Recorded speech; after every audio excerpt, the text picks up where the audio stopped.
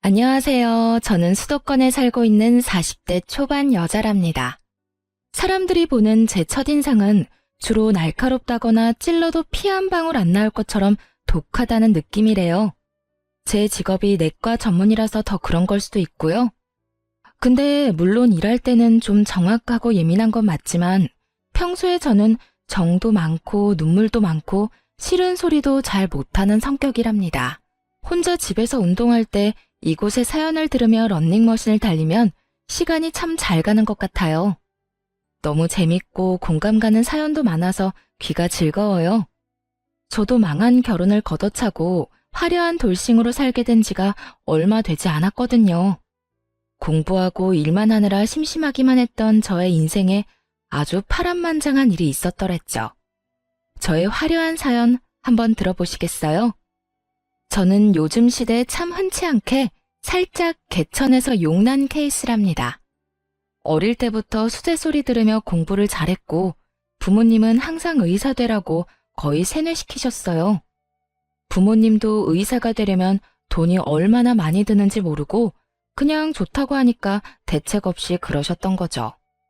전 부모님 소원대로 의대에 가게 되었고요. 고등학교 때까진 그냥저냥 부침없이 평범하게 살았던 부모님과 저는 등록금 마련하느라 진짜 엄청 힘들게 살았어요. 아버지도 퇴근하시고 대리기사 하시고 전업주부였던 엄마도 알바를 2개나 하셨고요.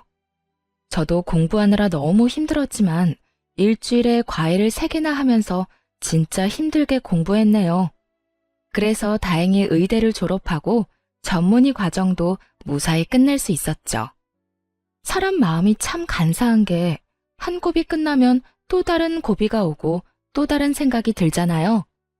제가 수도권의 나름 큰 병원의 내과의사로 일하게 되면서 그 근방으로 아파트도 자가로 마련하고 부모님 집도 근처로 마련해드렸어요. 그러다 보니 30 후반이 되었더라고요. 이제 여유가 생기니 부모님이 결혼을 말씀하시기 시작했죠. 저도 지금까지 일만 하느라 대학 시절 잠깐 해본 풋사랑이 전부였거든요. 그래서 여자로서의 제 인생이 좀 불쌍하긴 하더라고요. 부모님이 소개해주는 사람 몇 번 만나면서 소개팅도 좀 해보기 시작했어요.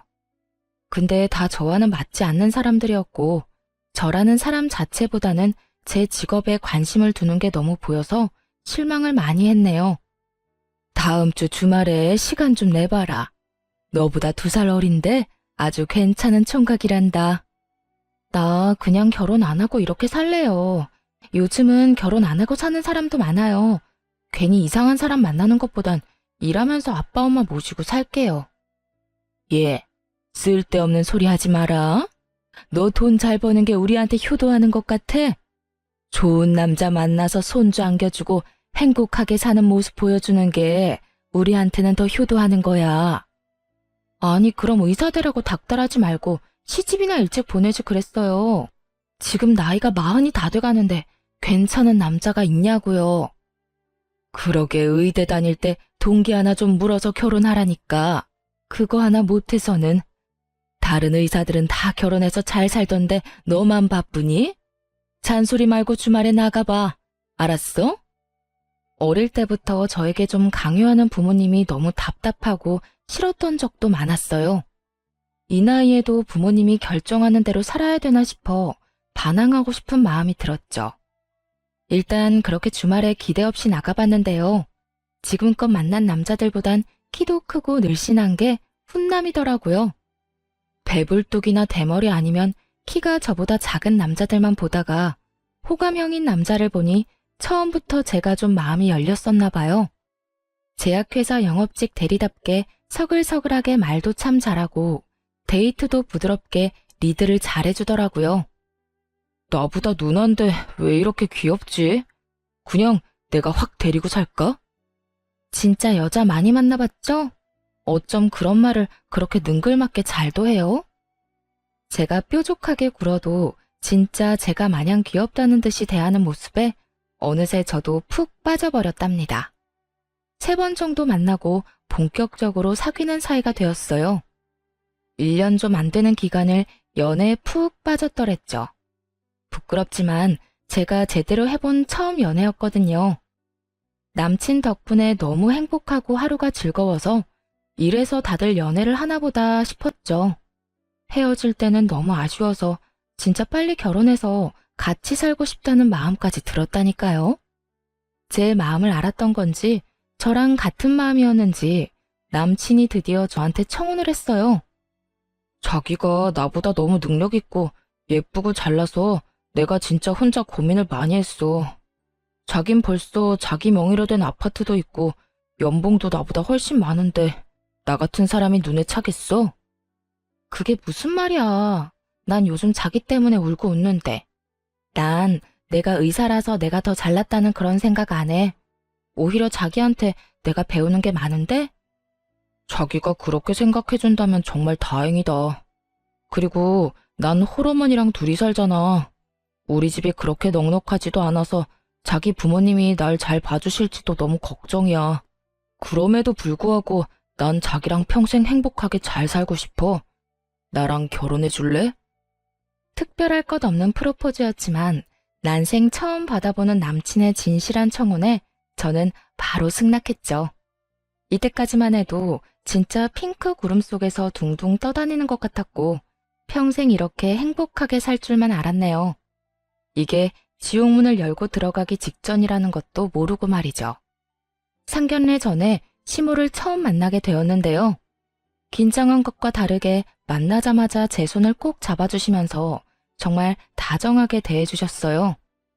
우리 아들 인물이 그래도 빠지진 않은데 노총각이 다 되도록 왜 결혼을 안 하나 했더니 우리 새아가처럼 잘나고 참한 여자를 만나려고 지금까지 기다렸는가 싶다. 그럼요. 내가 우리 어머니처럼 멋진 여자 찾고 찾다가 드디어 우리 아영이를 만났죠. 날씨가 쌀쌀하니까 얼른 밥 먹으러 들어가요. 자자 갑시다 우리 여왕님들. 같이 초밥을 먹으러 갔는데 저한테 해주는 것처럼 시모한테도 다정히 챙겨주고 농담하면서 분위기를 푸는 모습을 보니 더욱 남친에 대한 확신이 생겼던 것 같아요. 식당에서 오래 일하다가 이제 쉬고 있다는 시모는 말도 조곤조곤하게 하고 얌전하신 분인 것 같다는 느낌이었죠. 네가 의사라는 건 들었다. 우리가 그렇게 좋은 형편이 아닌데 의사 며느리 대접을 잘해줘야 되는데 걱정이구나. 우리 한가족 되면 내가 며느리 배려하면서 대접 톡톡히 해주면서 살게. 걱정하지 마렴. 엄마는 이렇게 예쁜 며느리 시집살이 시킬 데가 어디 있다고 그런 말을 해요.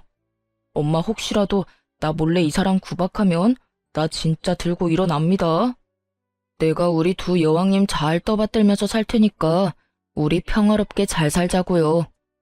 넉살 좋게 시모한테 경고 아닌 경고를 하는 남편이 은근히 듬직해 보였어요. 저와는 진짜 반대인 성격이라 어디에서도 환영받는 남편 성격이 참 좋아 보이더라고요. 그런 남편을 좋게 본 건 친정 부모님도 마찬가지였어요. 처음 우리 집으로 가서 얼마나 넉살 좋게 행동을 하던지 나중엔 부모님이 정서방하면서 더 살갑게 대해주시더라고요. 우리 장모님께서 요리를 너무 잘하셔서 제가 운동을 더 많이 해야겠어요. 이렇게 맛있는 거 계속 먹다간 살찌겠어요. 그래도 많이 해주실 거죠? 아유, 그럼 먹고 싶은 거 말만 하게. 어째 우리 딸이 남자 같고 자네가 더 곰살 맞은 딸 같은 생각이 들어. 이렇게 둘이 보니 참 잘 만났다 싶어. 제가 우리 아영 씨보다 많이 부족한데도 예쁘게 봐주셔서 감사합니다. 아버님, 어머님 잘 모시고 앞으로 잘 살겠습니다.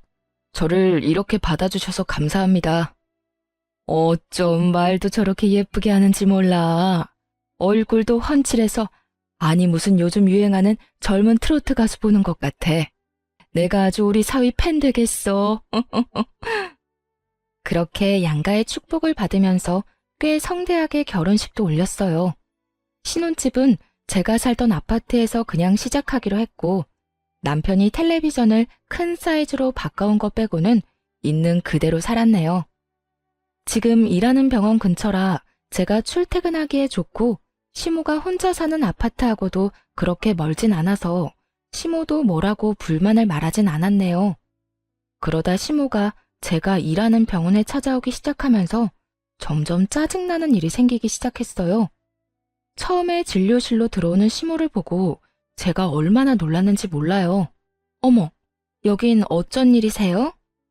무슨 일이긴. 속이 더부룩하고 영 안 좋아서 진료받으려고 우리 며느리한테 왔지.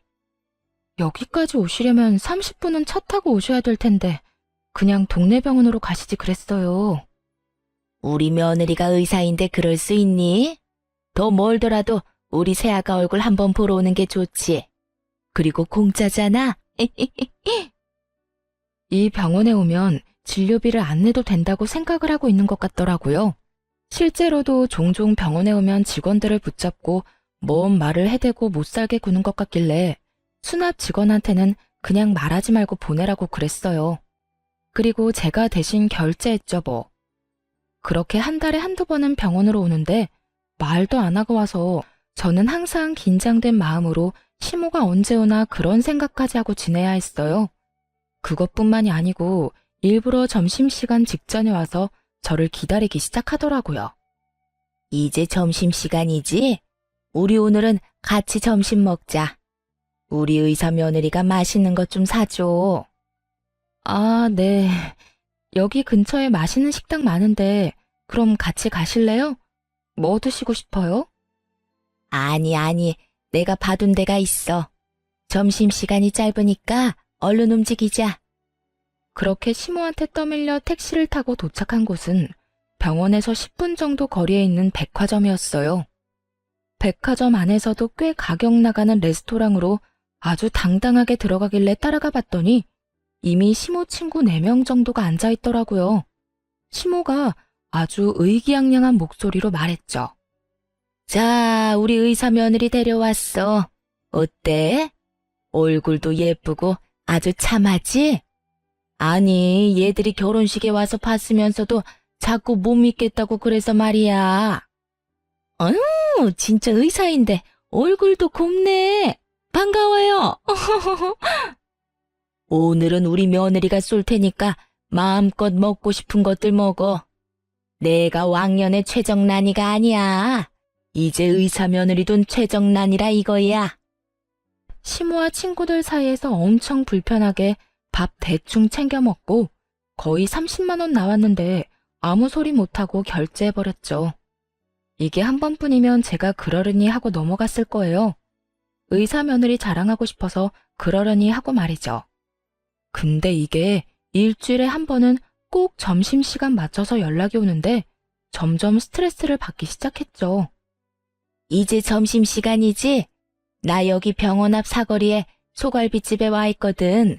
그리로 점심 먹으러 오너라. 저 오늘은 점심 약속이 있어서 못 갈 것 같아요. 맛있게 드시고 가세요. 뭐? 못 오면 어떡하니? 내 친구들이랑 지금 같이 있단 말이야. 정 그러면 잠깐만 와서 계산 좀 해주고 가. 내 체면은 세워줘야지. 며느리 자랑 실컷 했는데 내가 뭐가 되니? 안 가면 병원까지 쫓아올 기세길래 어쩔 수 없이 식당으로 가야만 했어요. 너무 바쁘고 힘들어서 점심시간에 좀 쉬고 싶었는데 시모 때문에 너무 힘들더라고요. 제가 가니까 또 한바탕 시모의 자랑이 이어졌고요. 저는 남은 음식 깨작대며 먹으면서 왁자지껄하는 소리만 멍하게 듣고 있었네요. 우리 며느리가 여기 건강한 내과 전문이잖아. 내가 몸 안 좋을 때마다 가는데 얼마나 지극정성으로 잘해주는지 몰라. 앞으로 우리 며느리 봐서 저기 내과로 가. 어머, 나 그럼 지금 머리가 너무 아픈데 의사시니까 지금 나 진료 좀 봐줘요. 잠깐 맥 좀 짚어줘봐. 그래, 새아가. 여기서 잠깐 봐줘봐라. 제가 한의사도 아니고 무슨 맥을 짚어요. 진료 원하시면 병원에 직접 오셔서 받으셔야 되고요. 이런 데서 진료하는 건 불법이에요. 저 이제 진료 시간 다 돼서 이만 가볼게요. 갑자기 짜증이 몰려와서 더 있다가는 진짜 소리라도 지를 것 같더라고요. 그래서 시모가 실컷 먹은 밥값을 계산하고 밖으로 나와버렸죠. 시모가 저를 따라 나오더라고요. 어머니, 앞으로는 오기 전에 하루 전엔 연락 주고 오세요. 저도 일하는 사람인데 무슨 구멍가게 오시듯이 그렇게 자꾸 오시면 제가 다른 직원들 보기 민망해요. 그리고 점심시간에 오시는 것도 좀 자제해 주세요. 저 너무 바빠서 원래 점심시간에 밥 안 먹고 쉬어야 돼요. 근데 요즘 어머니 때문에 쉬질 못하니까 너무 힘드네요. 어머, 뭐? 네가 그렇게 말하니까 내가 너무 서운하다. 내가 뭐 돈 때문에 그러니? 친구들이 너 보고 싶다고 하고 나도 우리 잘난 며느리 자랑하고 싶어서 그런 거지. 시모가 풀 죽어서 말을 하니까 꼭 제가 나쁜 사람이 된 것 같은 기분이 들었어요. 남편한테도 몇 번이나 말을 해봤지만 그때마다 다른 말로 돌려서 대화를 끝내지 못한 적이 많아요. 이번엔 작정하고 말을 했어요. 자기가 어머님한테 말해준다며 오늘 또 친구들하고 병원 근처 고깃집에 오셨어. 점심시간에 나 부르는 것 때문에 얼마나 스트레스 받는지 알아? 엄마가 얼마나 자기를 자랑스러워하면 그러시겠어. 난 장모님이 우리 회사 오시면 엄청 반갑고 좋을 것 같은데. 자기는 이렇게 보면 좀 차가운 면이 많아. 무슨 말을 그렇게 해? 그렇게 수시로 찾아오셔도 나 앞에서는 싫은 소리 안 하고 밥 다 사드렸어. 이런 말 안 하려고 했는데 무슨 백화점 식당 아니면 갈비집 아니면 비싼 일식당만 가시고 금액이 얼마나 많이 나오는지 알아? 그럼 앞으로 어머니 찾아오면 당신이 돈 대신 내줘. 당신 연봉이 얼만데 그깟 밥값 가지고 그래. 알았어. 화내지 마. 주름 더 생겨. 내가 엄마한테 잘 말씀드려 볼 테니까. 요즘 따라 제 외모 가지고 자꾸 한 소리씩 하는 남편이 거슬리더라고요. 여기서 제 주름 얘기는 왜 나오나요? 이런 식으로 살짝 말을 바꾸거나 슬쩍 넘어가는데 도 같아서 제가 말싸움에서 이길 수가 없었어요. 남편이 말을 하긴 했는지 시모가 병원으로 찾아오는 날이 확 줄었어요. 저도 다시 일에 열중할 수 있었고 시모와 작은 마찰들이 있긴 했지만 그럭저럭 지나가다 보니 그렇게 2년 정도가 지났어요. 어느 날 시모가 대뜸 주말에 오라고 하길래 남편과 함께 가봤더니 앓는 소리를 해대더라고요. 내가 너랑 사이가 멀어질까봐 얘기는 안 했지만 요새 너무 나한테 소홀한 거 아니니? 네가 바쁜 건 알지만 그래도 며느리로서의 도리는 최소한 해야 되는 거 아니냔 말이야. 갑자기 그런 말씀하시니 당황스럽네요. 저는 그래도 못한 거 없다고 생각하는데요. 그렇게 생각한다는 자체가 틀렸다는 거야. 해도 부족하다고 생각해야 고부간의 사이가 돈독해지는 거 아니겠니? 어머니가 달라는 대로 용돈 다 드렸고 자주 급하다고 100만 원, 200만 원씩 빌려가시는 돈 저 한 번도 달라고 말씀드린 적 없어요. 그냥 드리는 거라고 생각했고요. 넌 가만 보면 다 돈으로만 해결하려고 하더라. 사람이 마음이 중요한 거지. 내가 너무 외롭고 허전해서 친구들이랑 여행을 좀 가려고 하거든. 요즘엔 자식들이 효도 여행을 보내주는데 아주 크고 멋진 크루즈를 타고 세계 일주 같은 걸 한다더라. 이 사람은 예전엔 저희 부모님한테 혼자 찾아가기도 하고 그러더니 이젠 용돈은커녕 전화 한 통도 안 하는데요. 저는 그대로 바쁜 와중에 용돈도 챙겨드렸잖아요. 근데 이번엔 효도 여행이요? 아들한테 보내달라고 하시면 되겠네요. 아, 갑자기 왜 나를 걸고 넘어져? 내가 바빠서 요즘 장인 장모님한테 소홀했는데 그게 그렇게 서운했어? 그럼 직접 나한테 말을 하지 여기서 뭐야? 엄마, 그거 여행 가세요. 얼만데요? 어머 진짜? 역시 우리 아들이 최고야. 1,000만 원인데 일단 계약금 200만 원을 걸어야 돼. 금액은 할부로 내도 되고. 근데 우리 의사 며느리가 그깟 1,000만 원이 부담되겠니? 어머니는 제가 무슨 어머니 지갑인 줄 아시나 봐요. 뭔 일만 있으면 다 저한테 돈을 달라고 하세요. 아드님이 보내준다니까 아드님한테 달라고 하시면 되겠네요. 엄마, 200만 원이면 내가 내주려고 했는데 1,000만 원은 너무 크다. 그건 그냥 가지 마시고요. 나중에 겨울에 동남아로 내가 보내드릴게요. 친구들은 다 간다고 그러는데 나만 안 가면 내 체면이 뭐가 되니? 명색이 의사 며느리 뒀는데 말이야. 그러지 말고 네 한 달 월급도 안 되는데 좀 보내줘. 제 한 달 월급이 안 된다고요? 어머니가 제 월급을 어떻게 알고 그런 말씀을 하세요? 그런 큰 돈으로는 우리 부모님도 여행 못 보내드렸고요. 전 돈 못 드리니까 그렇게 가고 싶으시면 아들 카드로 긁으시던지 알아서 하세요. 저는 더 있고 싶지 않아서 그냥 시댁을 나와버렸어요. 같이 밥이 넘어갈 분위기도 아니었고요. 핸드폰도 꺼버리고 혼자 공원에 가서 머리 좀 식히고 집으로 들어갔죠. 늦은 시간인데 남편은 집에 안 왔더라고요. 저는 깜깜한 거실에 혼자 가만히 앉아 있다가 핸드폰을 다시 켜봤어요. 남편은 친구들을 만난다고 짧게 메시지를 보내놨더라고요. 그걸 보니 그냥 헛웃음만 나오더군요. 그리고 시무한테 전화가 많이 와 있더라고요. 호랑이도 제 말하면 온다고 또 바로 전화가 왔죠. 너 어디 시어머니가 말하는데 그렇게 집을 나가버리니? 네가 시어머니가 무서운 줄을 모르는 모양이구나. 내가 이번에 한번 보여줘. 왜 전화하신 건데요?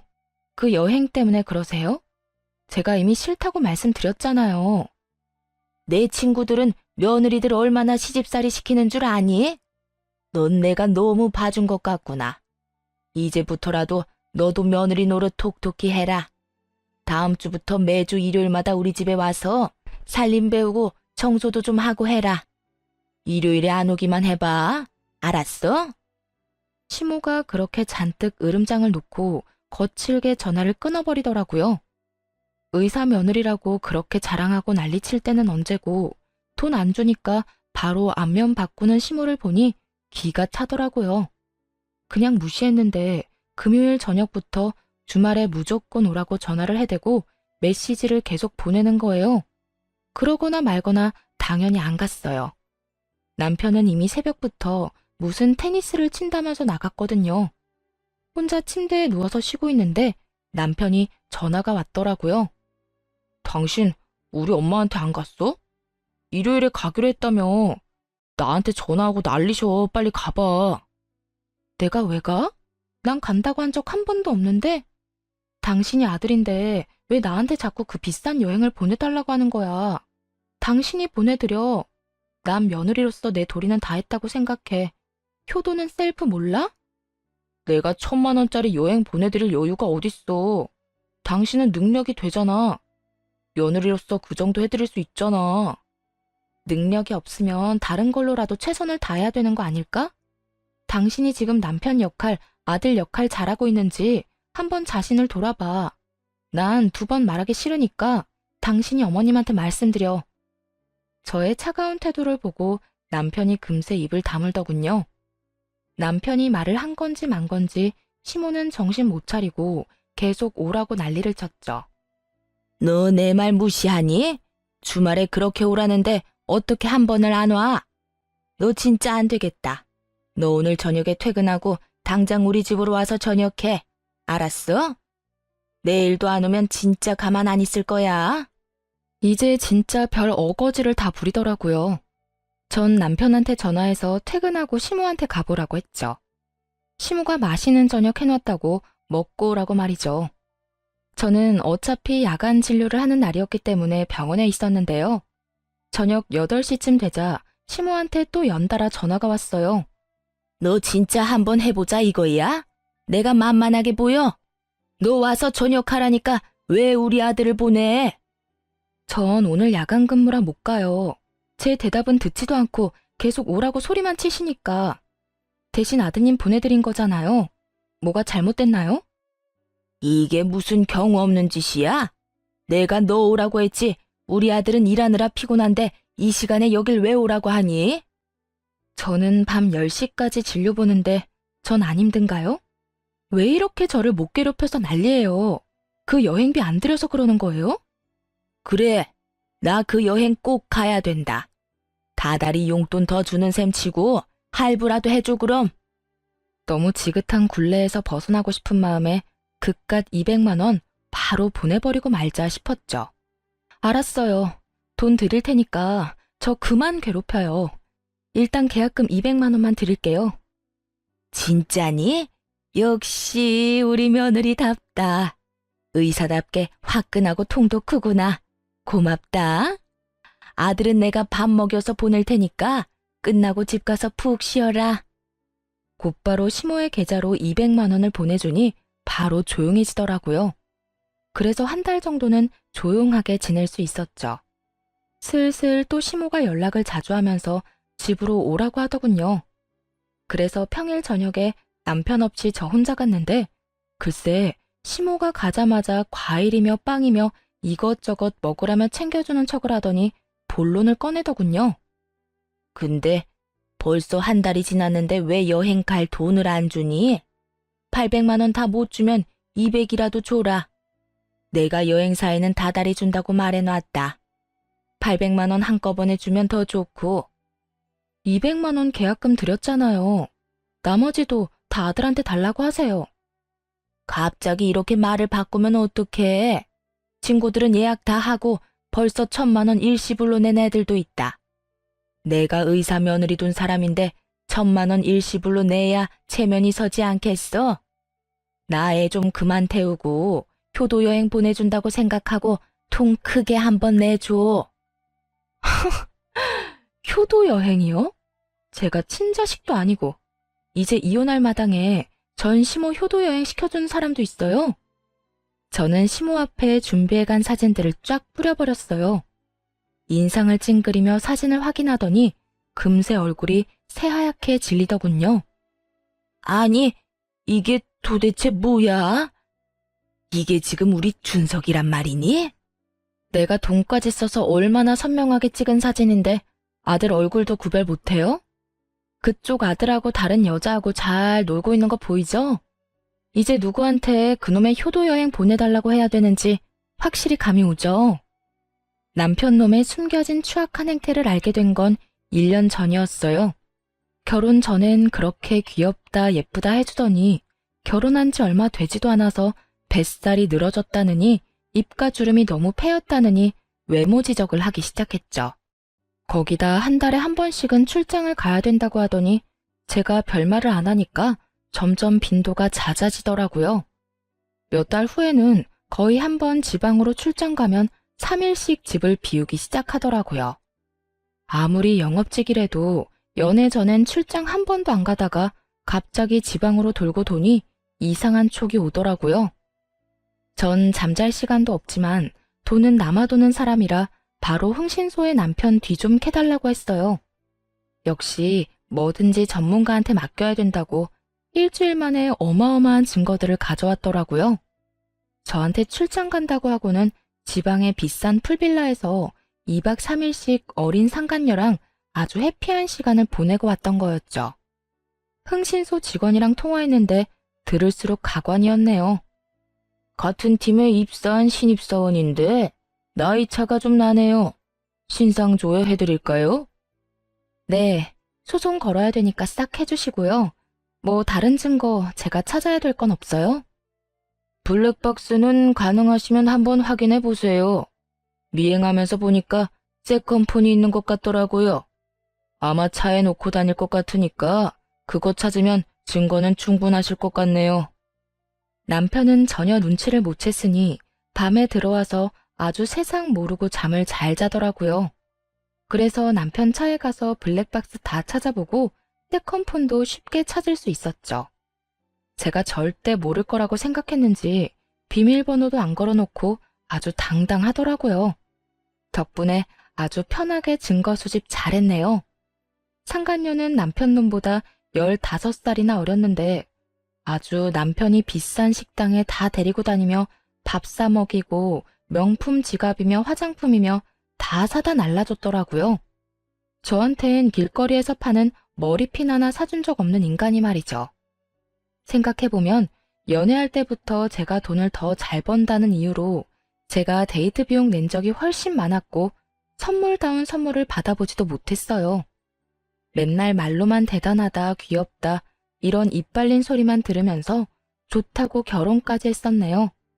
거기다 남편 놈이랑 상간녀가 나눈 메시지를 읽으니 더욱 제가 호구였다는 사실을 실감할 수 있었어요.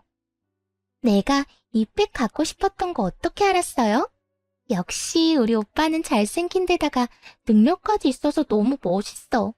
정말 고마워요. 잘 쓸게요. 저번에 백화점에서 한참 보는 거 알아놨지. 내가 우리 애기 가방 하나 못 사주겠어? 나한텐 돈 들어오는 든든한 지갑이 있잖아. 못생기고 나이 들었어도 그래도 의사니까 산다는 마누라님? 우리 사랑에 금전적으로라도 도움을 주니까 그래도 우리한테 필요하기라고 해야 되나요?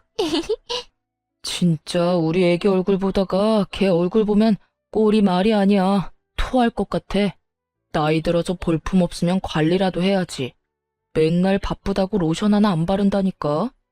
진짜 여자로 전혀 안 느껴져. 우리 자기한테 여자는 나 하나면 되잖아. 우리 다음 주에 여수 풀빌라 가는 거 맞지? 거기 너무 가고 싶었는데 예약해줘서 고마워요. 우리 애기가 가고 싶다는데 그 정도야 당연하지. 우리 다음엔 휴가 날짜 맞춰서 하와이 한번 갈까? 내가 마누라 전에 자기를 일찍 만났어야 되는데 진짜 집에 들어가기도 싫다. 남편의 추악한 진심을 알게 된 그날, 저는 제 차 안에서 가슴을 치며 통곡했어요. 저는 늦게 한 결혼인 만큼 나름대로 최선을 다했고, 남편이 집안일 한 번을 안 도와줘도 잔소리 한 번 안 하고 참고 살았어요. 서운한 부분이 있어도 괜히 남편이 나 때문에 자격지심 생겨서 그런 걸까봐 혼자 전전긍긍하기도 했고 말이죠.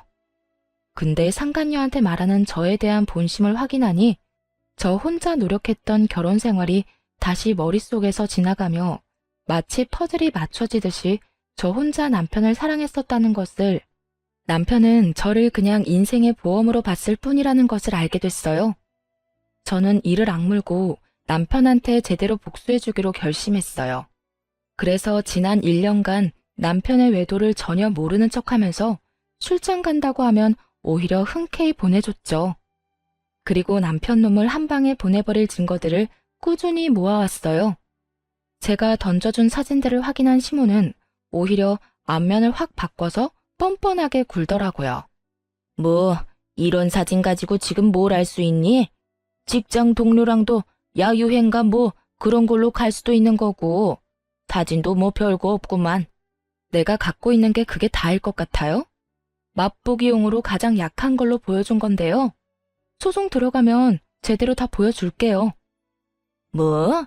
소송? 너 진짜 우리 아들이랑 이혼이라도 할 거란 말이니?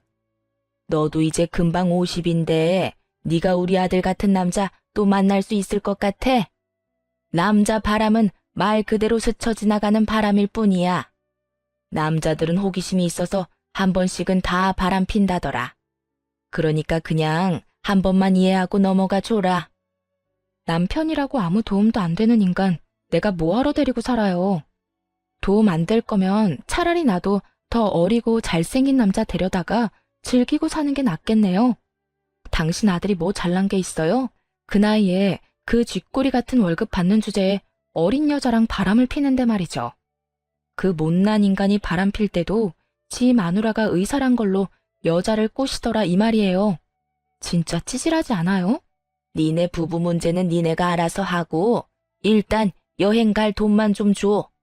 정 안 되면 빌려주면 내가 다달이 갚을게. 지금 내 친구들 다 간다는데 나만 못 간다고 그러면 얼마나 뒤에서 말이 나오겠니? 지금 이 마당에 그놈의 여행이 중요해요? 어차피 계약금 200만 원도 당신 아들 돈이었으니까 나머지도 아들한테 받아내요. 그 돈이 우리 준석이 돈이라고? 그렇게 돈 잘 버는 네가 줘야지 어떻게 우리 아들이 돈을 냈어? 이혼한다는 말보다 계약금이 제 주머니에서 나온 돈이 아니었다는 게 시모한테는 더 충격인 모양이었죠. 아주 개거품을 물면서 흥분을 하더군요. 그 꼴이 얼마나 웃기던지 사실대로 다 말해줬어요. 증거 수집이 다 됐다 싶었을 때 친정 부모님께 찾아가서 다 말씀드렸어요. 워낙 남편 놈을 좋게 보셨던 두 분이라 한참 동안 충격으로 말씀이 없으셨답니다. 세상에 믿을 놈 하나 없다더니 우리 앞에서는 그렇게 살갑게 대해놓고 뒤로는 그런 몹쓸 짓을 하다니. 이혼은 당연하고 이 땅에서 발 딛고 못 살게 만들어버려라. 그놈이 명절하고 어버이날에 50만 원씩 줬어. 우리야 너한테 용돈을 넉넉히 받으니 고마운 마음으로 쓰지 않고 모아두고 있었거든. 그거 홀랑 안 써버리길 얼마나 잘했니? 이거 네가 가져가서 돌려주든 어떻게 해버려라. 어머니가 돈이 든 봉투를 저한테 건네주시더라고요. 그 돈이 바로 시모한테 줬던 계약금 200만 원이었거든요. 며느리 돈을 더 쓰지 못한 게 억울했는지 시모가 얼굴을 일그러뜨리면서 울기 시작했어요. 아이고, 며느리라는 게 시애미를 감쪽같이 속이고 우리 아들 돈으로 계약금을 내? 어쩜 이렇게 못됐을까? 며느리 하나 잘못 들여서 집안 꼴 잘 돌아간다. 네가 이따위로 구니까 우리 아들이 너한테 질려서 더 어린애한테 마음이 간 거 아니냐? 엄마가 생각하는 게 이따위니까 아들도 그따위로 사는 거 아니에요? 내 돈 못 쓴 게 그렇게 억울해요? 난 당신 아들한테 철저히 속았는데 당신들한테 쓴 내 돈이며 내 시간은 어떻게 보상할 건데. 그때였어요. 우당탕탕 문이 열리면서 남편 놈이 뛰어들어왔죠. 급하게 달려왔는지 평소와는 다르게 머리도 다 헝클어지고 양복 셔츠도 삐져나온 모습으로 제 앞에 바로 납작 무릎을 꿇더라고요. 여보, 진짜 다 오해야. 그냥 출장을 같이 몇 번 가다 보니까 당신이 오해를 한 것 같은데 절대 그런 사이 아니야. 걔가 나보다 몇 살이 어린데 그런 애송이랑 말도 안 되는 소리야. 그러게, 그렇게 어린 년이랑 정신 연령이 똑같아서 그런가 아주 잘 맞더라. 내가 사진만 몇 장 올려주니까 증거가 그게 다인 줄 알아? 네 놈들이 나눈 메시지도 한가득이야. 애기야 하면서 난리가 났던데 그래도 아니라고 잡아뗄래? 여보, 내가 진짜 잘못했어. 걔가 자꾸 나한테 들러붙어서 내가 잠깐 돌았었나 봐. 걔는 나한테 진짜 아무것도 아니었어. 바로 정리할게. 나한테 먼저 말했으면 내가 다 설명했을 텐데 그걸 회사 게시판에 올리면 어떡해. 일이 지금 너무 커졌어. 역시 이 상황에서도 너는 너만 생각하는구나.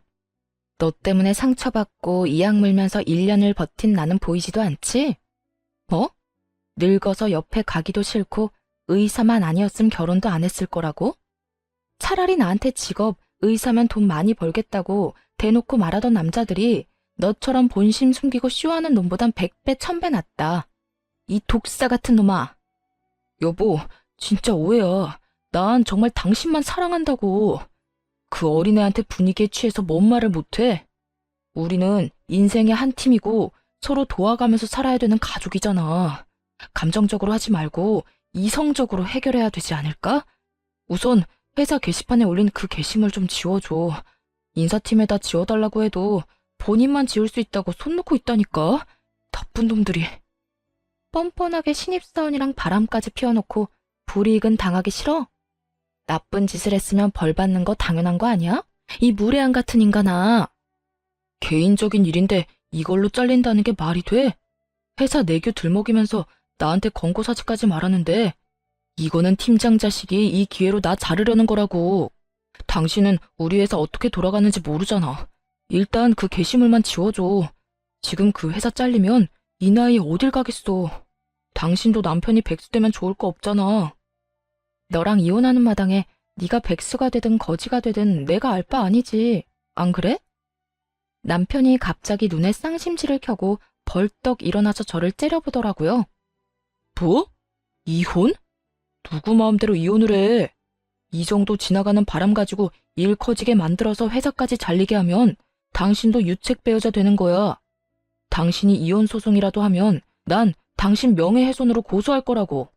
어쩌면 저한테 진심으로 미안한 구석 없이 오로지 자기 앞날만 생각하니까 저딴 말을 할 수 있는 거겠죠.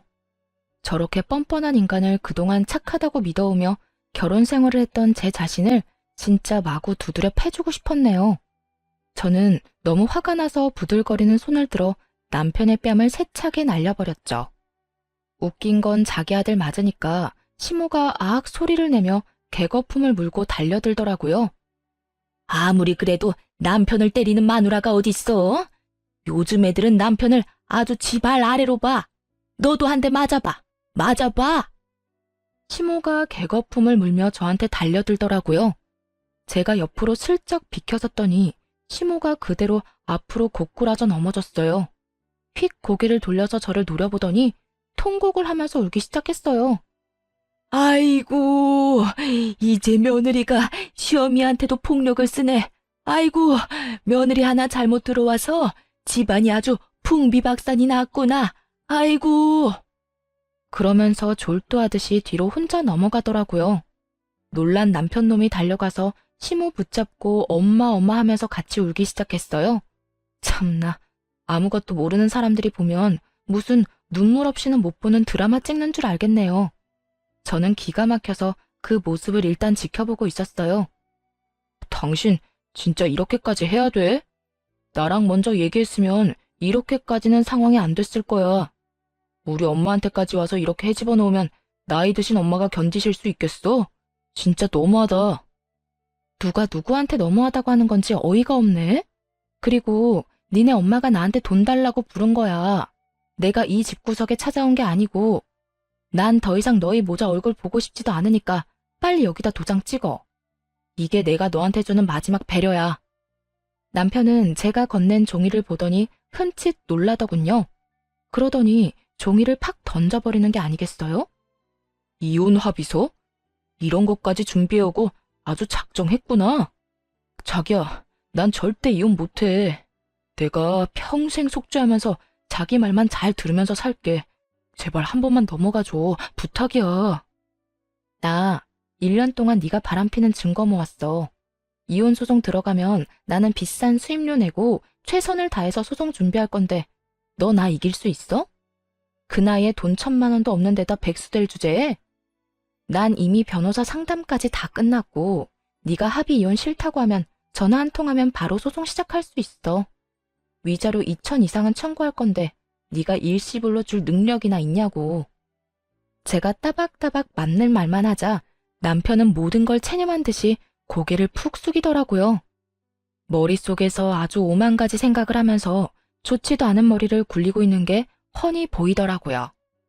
능력도 없는 주제에 그동안 나 믿고 월급 펑펑 써대고 돈 한 푼 안 모은 게 이제야 후회가 좀 되겠네?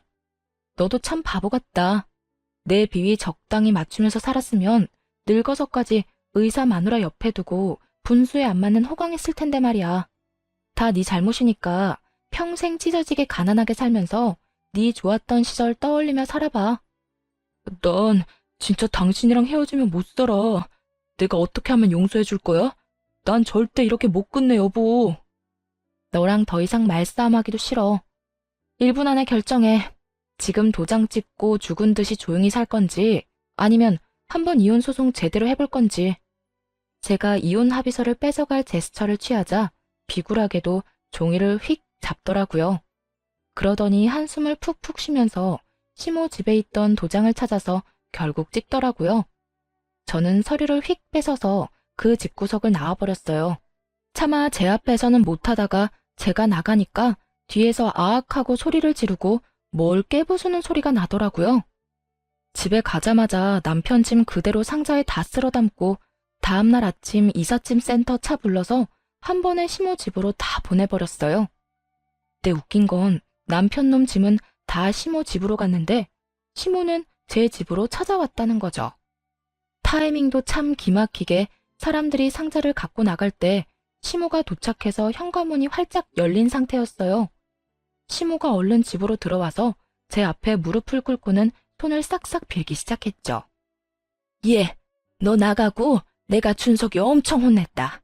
내가 이렇게 빌 테니까 제발 이혼만은 하지 말거라. 그 여행 가는 것도 돈 안 줘도 되고 나 그 여행 안 가도 된다. 너만 이혼 안 한다고 하면 내가 앞으로 너한테 용돈 달라고 하지도 않으마. 응?